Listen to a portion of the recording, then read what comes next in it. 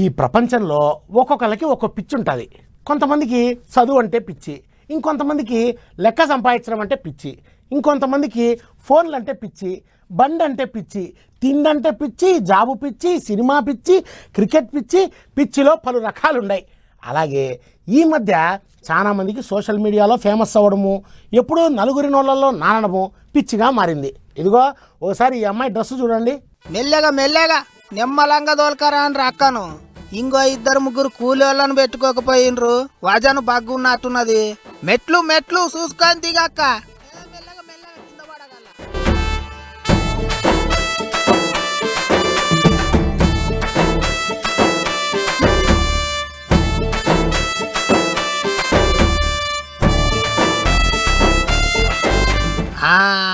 అమ్మయ్యా అట్లిట్ట తిప్పలబడి పీట మీదకి ఎక్కిచ్చిండ్రు.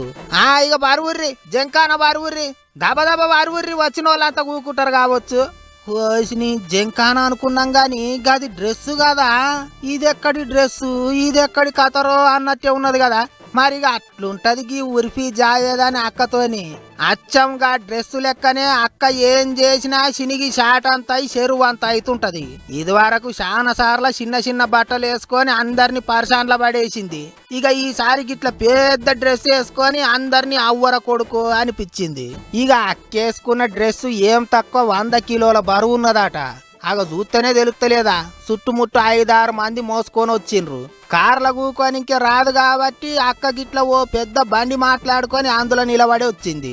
మళ్ళా పోలీసు వాళ్ళు ఏమన్నా కిరికిరి పెట్టగలరా అనుకున్నదో ఎట్టనో ముందుగానే పర్మిషన్లు తీసుకున్నదట.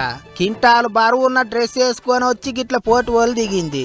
మరి ఏంటికయ్యా ఎవలను ఉద్దరియనికి గింత భజను డ్రెస్ వేసుకొని వచ్చిందని అంటే ఉత్తగానే పోటు వాళ్ళు దిగనికేనాట, 4 ఫేమస్ గానికేనాట. ఇక అక్క డ్రెస్ చూసి చాలా మంది పరిశాన్ అవుతున్నారు. 100 కిలోల వజనున్న డ్రెస్సా అని నోరు తెరుస్తున్నారు.